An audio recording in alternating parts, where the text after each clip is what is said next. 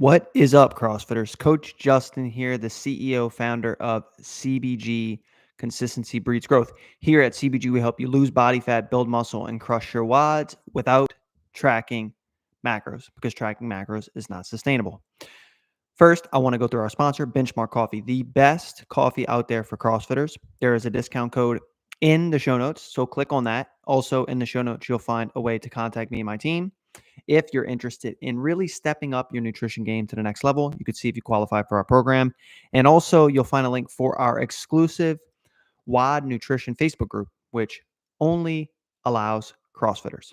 So go ahead in the show notes if you're interested in any of that stuff. 24.1 just came out literally 20 minutes before I started this podcast. My back, I could feel it already. This is the workout. You guys already know the workout, but it's time. But I have to say it out loud because I'm excited about it. We have 21 dumbbell snatches, one arm. Then we have 21 lateral burpees over the dumbbell. Then we have 21 dumbbell snatches, arm 2. 21 lateral burpees over the dumbbell. 15 dumbbell snatches, arm 1. 15 burpees over the dumbbell. 15 dumbbell snatches, arm 2. 15 lateral burpees over the dumbbell. 9 snatches, arm 1, 9 burpees, 9 dumbbell snatches, arm 2, 9 burpees. Time caps 15 minutes. Nasty. Reminds me of the box jump dumbbell, alternating dumbbell snatches from years ago that they also repeated. This is going to be, that was 50, 40, 30, 20, 10, 90. So the amount of dumbbell snatches is close. I do like the fact that this is not... it's not alternating, right? I like that. I think that that's going to be good for me personally, for others too, I'm sure, just to keep consistency in reps. But hey, good luck to everybody out there. If you missed the Open Nutrition podcast that I did to give you tips around the Open, go find it. It's one of the last couple episodes. We are giving away a free Open Nutrition guide right now. If you DM me the word open on Instagram. And our quarterfinals nutrition guide just came out where we collaborated with Brute Strength to take care of like what the workout, warm up, and everything is going to look like headed in the quarters. And we partner with GoWOD for this guide as well, which goes through the mobility side, right? Super cool. If you don't have this guide, I mean, you're just going to be a step behind everybody else that does going into quarterfinals. And as we know, the top 25% are going to make it this year. So really, really excited about that. If you want that guide, go ahead and DM me the word quarterfinals and I will send it over to you for free right on Instagram at CBG_online_nutrition. Okay, usually I don't have that much news. The podcast today is going to be about how do we look more like we CrossFit, get leaner, lose body fat, but not get weak. And this happens to a lot of us. A lot of us are, losing body fat, and we're doing it in a way where when we pick up the barbell, it just feels heavier every single time we head into our box each week. How do we maintain that strength so that we can continue to feel good, right, at the gym as well as about our body, right? And so I have a couple tips for you guys around that today, and then we'll do our typical WOD nutrition segment. Questions from you guys from the Facebook group that I answer here live on the podcast. So the number one tip that I would give is that you can't lose body fat too quickly, right? If you're at this crazy deficit, then you're really going to have a tough time, right? You're really going to have a tough time. And you don't want to be that person that really struggles with, losing too much at one time and then losing strength. So be at a moderate calorie deficit in order to reach this goal. Don't try to lose 5 pounds a week. You're going to really lose strength doing that, and you're going to lose muscle, right? Losing muscle usually means losing strength because our brain actually links up to working muscle tissue to actually be able to create maximal force when we're doing PRs and strength movements, right? And so how much muscle you have can dictate your strength as you do certain strength progressions and you have a periodized approach to your training. So first thing, don't cut your calories drastically, go in this large calorie deficit. You're going to have a tough time keeping your strength if you do that, okay? Second, in order to lose body fat, we know we need to be at that calorie deficit, right? We already know that it should be a moderate calorie deficit, but we should not lower protein. Okay. So When you go into a calorie deficit, you have to lower your calories, which means one of your macronutrients needs to be lower or multiple of them. What I'm saying is do not lower protein. Protein is the most important macronutrient for CrossFitters. And if we want to keep our strength, we got to keep our muscle. And guess what helps us keep our muscle? Protein. Eating enough dietary protein helps us keep our muscle mass. And so we don't want to lose that, right? That's super, super important. All right. So keep your protein around 1 gram per pound of body weight. 0.7 to 1 gram per pound of body weight is a good gauge. What you can hit consistently is most important. A lot of people are like, Justin, I want to try to get to 1, but blah, blah, blah. Go with something consistent. Start at 0.7, figure out a way to do that consistently during the week and weekends, and then build from there. Okay, build from there. Great thermic effect of food, the most important macronutrient if you're doing 4 to 5 watts per week. Don't slip up on your protein. All right. Now, number 3 is creatine. Those of you scared to take creatine are going to struggle in a calorie deficit and also not losing strength at the same time. Creatine is the most important supplement if you're doing 4 to 5 watts per week. It's known, it's been studied, it's the most effective. No question, no doubt about it. So 5 grams daily, doesn't matter what time you take it. All right. Make sure that you're doing this consistently as well.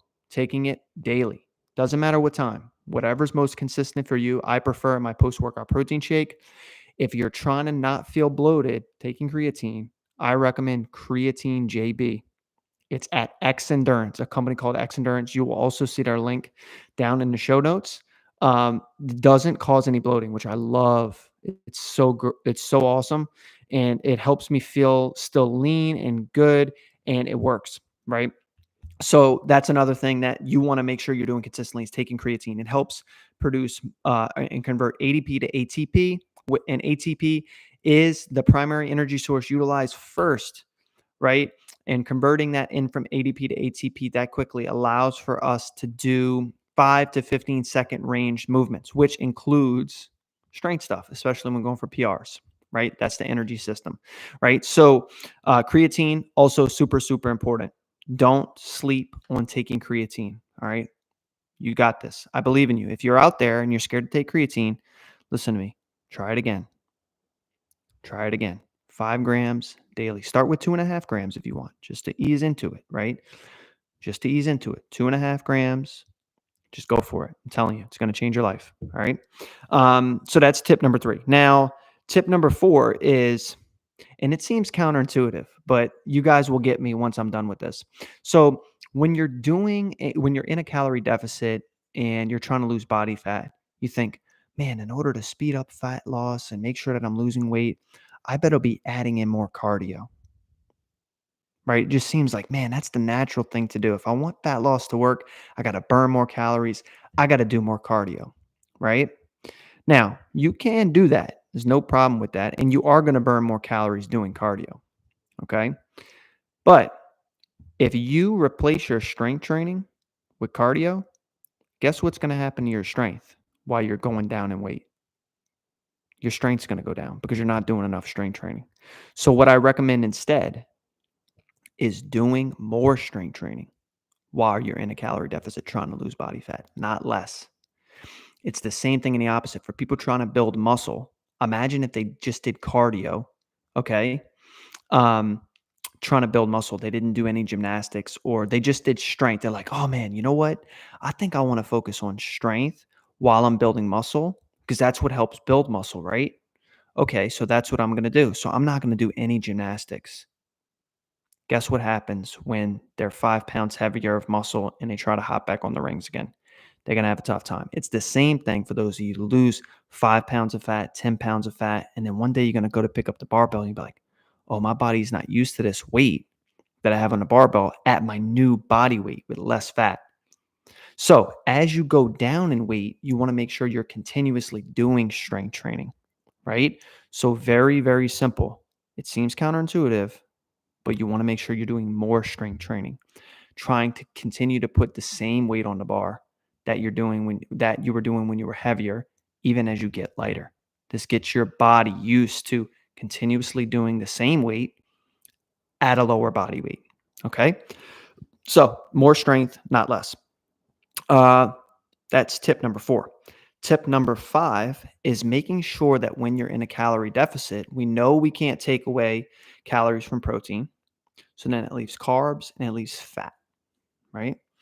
What I want you guys to make sure is that first, you're reducing your calories from fat first, not from carbs.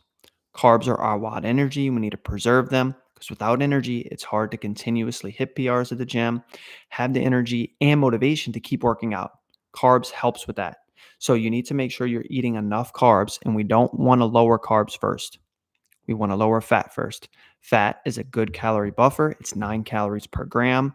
Lowering it is a lot easier and it's less volume, right? 2 handfuls of peanuts is like 400 calories.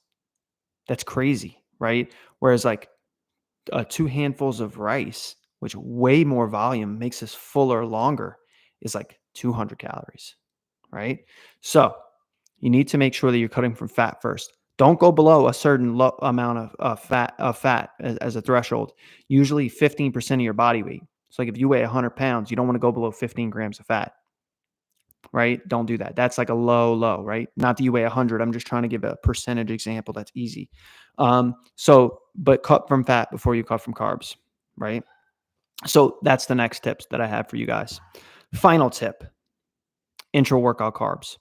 Now, when you're in a deficit, you're going to feel tired sometimes. Sometimes you're going to feel irritable. Sometimes, you're going to just feel it sometimes, right? If you're doing it right, it shouldn't be that often, but, you're going to feel like you need to sleep a little bit longer, like different things like that, right? And so the way to keep your energy up, especially around your workout times, is intra-workout carbs. Incorporating carbohydrates inside your workout window, like you do the strength and you have a little bit of Gatorade or Carbolin powder or something that's going to keep you rejuvenated, keep you energized, right? Intra workout carbs are literally a secret hack that a lot of people don't use, right? And it leaves them depleted in their workouts and not getting the PR strength gains and some of the intensity that they can bring to the workout without having it, right? So incorporate those intra workout carbs. I think that's a great way for you guys to be able to lose body fat, keep your energy up at the gym, right? Okay, so those are the 6 tips, guys. That should help you guys. Hopefully, if you want our fat loss guide, DM me the word fat loss on Instagram. I'll send it to you guys entirely for free so that you can make sure you have the right calorie range specifically for you, right? That makes sense. And I'll teach you how to do it without tracking macros, right? I think there were multiple questions that got sent in through the Facebook group. The first question was, oh, that's a good one. I kind of just went over that. So, does creatine make you bloated? So, some people have reported, obviously, you guys have anecdotal cases where, oh man, I feel bloated. And I've heard it too from people, right? I've also felt bloated on creatine before. Usually, if you're not drinking enough water, with creatine, it can cause bloating. Because right, what happens is you take creatine, it goes into your stomach, and then water is going to rush into your stomach, right? This is osmosis, and it rushes into there to dilute the creatine. So if you drink water with creatine, this shouldn't happen, right? Now, eventually, after a couple hours, the bloat is going to go down anyway, and creatine is stored in the muscle, which makes you look more jacked. Makes you look more jacked, right? So it doesn't make you look bloated or look fat. These are all things that people lie to themselves about, and it just doesn't make any sense, right? These are the myths, all the myths centered around creatine, right? So creatine does not make you bloated. It can if you don't drink enough water, right? Just like anything else when you take it, if you don't drink enough water, right? So make sure you're drinking enough water when you're taking creatine. Super, super important, right? So that was the first question. The second question on our WOD Nutrition trivia segment today is, should I increase my food for the open?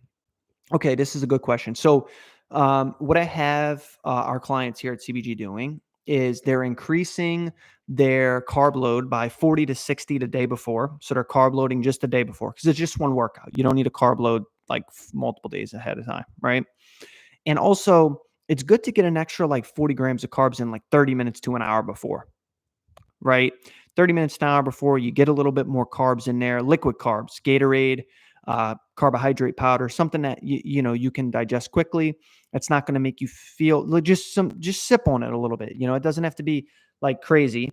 And yeah, that's what I would do. I wouldn't increase like by a drastic amount once you get to quarterfinals. And if you get our quarterfinals guide, which I mentioned at the beginning of the podcast, DM me the word quarterfinals and I'll send it over to you for free. Right.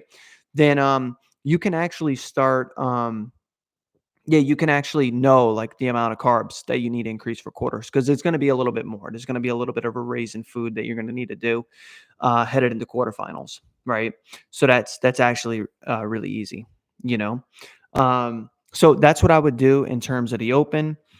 Pretty simple, and yeah. Hope you guys enjoy 24.1. I'm gonna do it tomorrow morning. I'm excited for it. I do like dumbbell snatches. I do like the fact that they're not alternating. Alternating always adds another wrench into it. But I hope you guys enjoy it. If you guys are interested in learning more about the CBG program, we do have one-on-one coaching spots right now. We just lifted our wait list, so that's good.